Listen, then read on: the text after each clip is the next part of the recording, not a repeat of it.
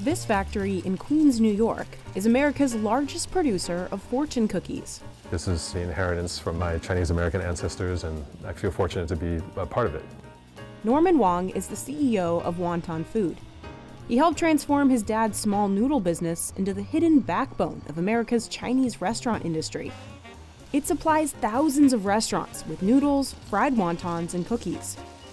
And staff write all the fortunes themselves. I mean, the whole reason we're the largest fortune cookie manufacturer in the world is because they don't make it in China. They don't eat fortune cookies in China.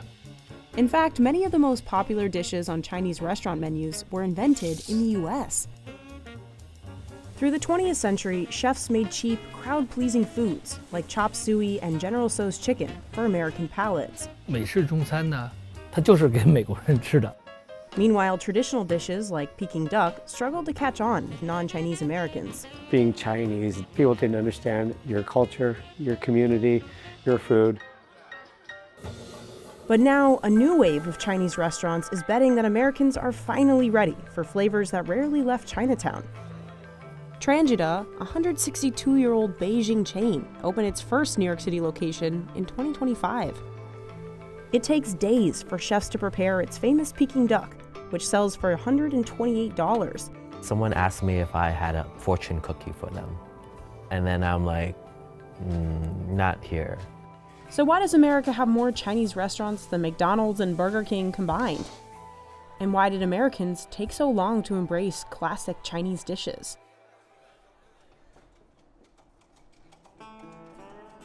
The oldest running Chinese restaurant in America is tucked away in the small mountain town of Butte, Montana, known as the richest hill on Earth. The name came from its massive copper wealth, which drew Chinese immigrants to the city for mining work in the late 1800s. But the 1882 Chinese Exclusion Act and the discrimination it fueled pushed many businesses to stop hiring Chinese Americans. So some immigrants created their own. When Jerry Tam's ancestors opened Pekin Noodle Parlor in 1911, it had an illegal gambling ring, an opium den hidden in the basement. This is one of the gambling tables where a shotgun would be mounted underneath it in case anyone was caught stealing. There was barrels of opium. They said street value of it was over $50,000 to $200,000. Underground tunnels gave people a safe passageway and kept these illegal businesses out of sight. Same as Chinese, you can't be a black person running around Butte, Montana. So the first African-American nightclub in Butte, Montana is through that door.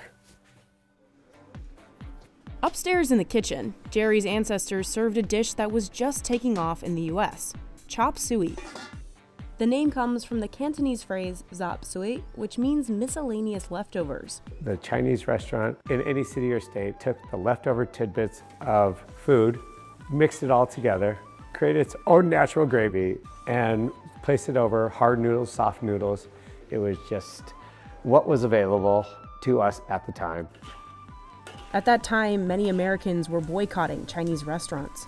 But dishes like chop suey won over customers by blending new flavors with familiar ingredients. It was the first national cuisine for mass consumption for the nation. So in that sense, it's a predecessor to American fast food. By 1965, the US had ended immigration quotas based on race and repealed the Chinese Exclusion Act. Meanwhile, Americans were starting to accept traditional Chinese flavors. East meets West as a handshake bridges 16,000 miles.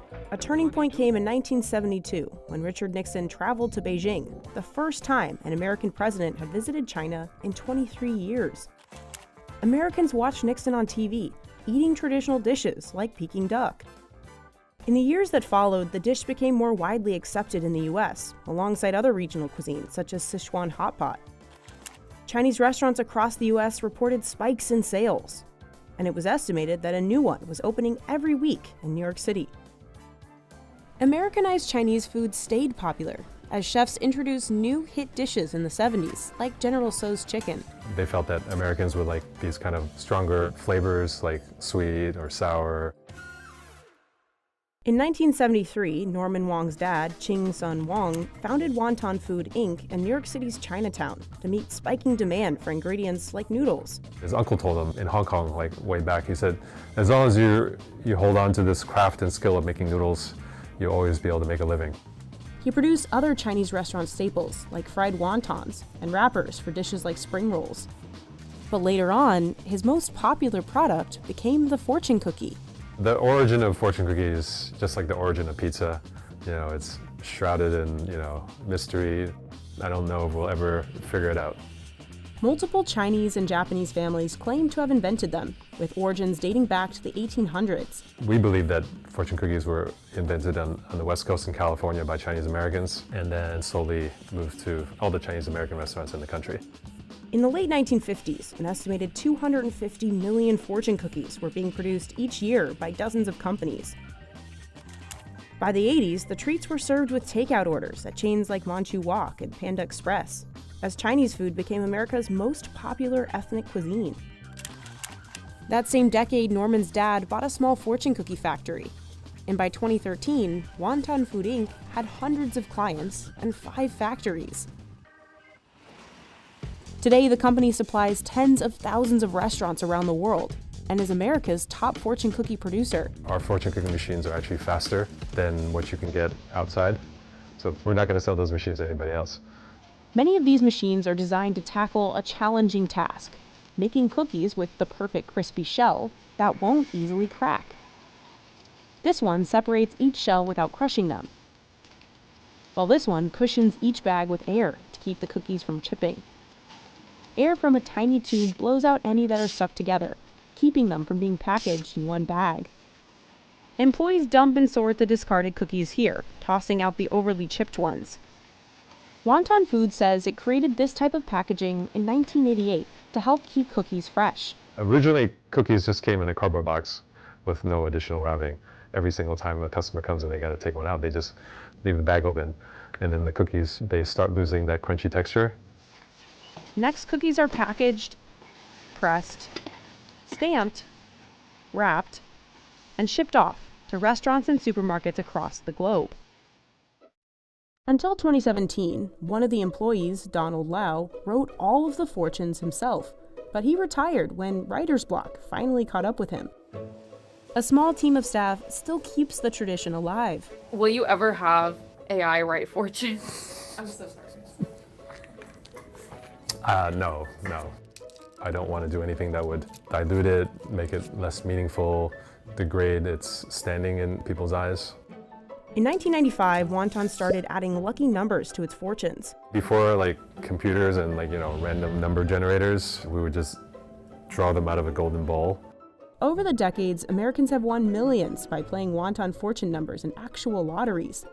Like in 2005, when more than 100 lottery winners won up to $500,000 each. There was reporters everywhere, and we had to do a press conference. It was quite a moment. In 2010, the Chinese population in the US was nearly 5 times larger than it was in 1980. By 2016, major restaurant chains from China, including Happy Lamb Hotpot and Haidi Lao, had begun expanding across the US. As new Chinese dishes gained popularity, restaurant owners began pushing back on stereotypes that framed their cuisine as cheap or unhealthy. China has become an economic power, so a lot of new regional cuisines and more expensive restaurants have arrived in the U.S. 所以我认为是现在非常好的来传播这样的中国文化和美食。Yan Zheng is the CEO of Tranjida America, the U.S. branch of China's most famous Peking duck restaurant. Tranjida opened its first North American location in Vancouver in 2020 and earned a Michelin star 2 years later. 我真的就是热泪盈眶的那种感觉，因为米其林确实是在全世界来说，它是像餐饮界的奥斯卡一样。Fueled by the restaurant's Michelin success, Zheng decided to make the leap to New York City. With consumer spending in China at some of its weakest levels in years, more food chains like this are turning to overseas markets to stay afloat. 一直坚信，美食是相通的，美食是无国界的，美好的东西、好吃的东西，大家都是会喜欢的。Peking duck takes multiple days to make and is one of the hardest foods in Chinese cuisine to cook properly. You need to practice every day, progress every day. Howie Wong is a sous chef at Tranjida and trains new chefs on how to make the dish. Skin thickness and tiny scratches can change the meat's juiciness, so each duck is inspected and cleaned before it's hung to dry. Traditionally, the duck is hooked by its neck, but that method is tough for beginners. If the hook is slightly off, juices leak out. So the workers cut off the head and hook it lower. They boil and glaze it, which helps the skin get its perfectly light, crisp, and non-greasy texture. Tranjida's Peking duck isn't marinated. The flavor comes from the dipping sauce. If the duck have flavor or the salt or the pepper or anything spicy, I won't say it's a traditional Chinese Peking duck. Next, they let it sit until the skin is dry and ready to be cooked. Any small error during the prep can stop the duck's skin from crisping properly or the meat from staying juicy. The duck needs roughly an hour in the oven, so getting it ready for exactly when a customer shows up isn't easy. 中餐一定要趁热吃，味道才会是最好。 Once it's done cooking, Howie torches it, the final step to getting that perfect texture. Just one of these ducks costs $128. 我们生活在北美这么多年，没有看到真正的北京烤鸭。 With dishes like lamb and honey, smoked fish and plum sauce, and Peking duck, Yen wants to help change the narrative of what Chinese food is and can be. Someone asked me if I had a fortune cookie for them. And then I'm like, not here. William Wu started working for Tranjida in 2020. What I found is that the Western guests still have limited knowledge to what Chinese people eat. They still think about what they would order at Panda Express. The heavily battered pork with like a really colorful or really dark sweet sauce. But Tranjida still makes minor tweaks to accommodate its customers here in the US. For example, the menu doesn't include pork. 那么我们希望，因为美国人很喜欢吃牛肉，很喜欢吃羊肉。 Since opening its New York location, duck orders are up 30%.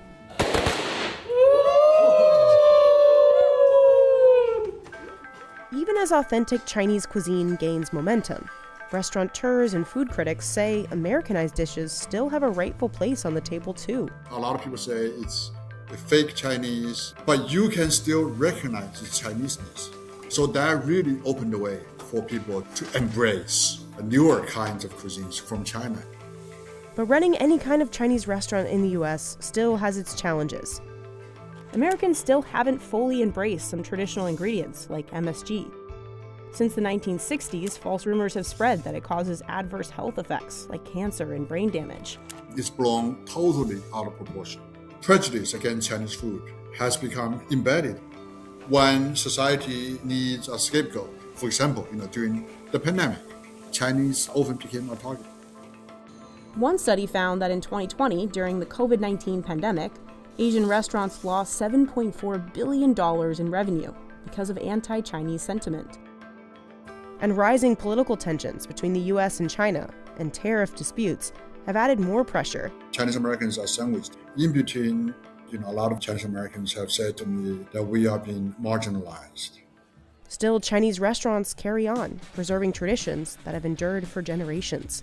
I want to knock down every Chinese restaurant in America just to say thank you for, being a part of my world, understanding like my struggles every day. Chinese food is in demand right now because people are slowly understanding that this is high quality food, good food, tasteful food, and they will be sick of eating, French fries and chicken nuggets.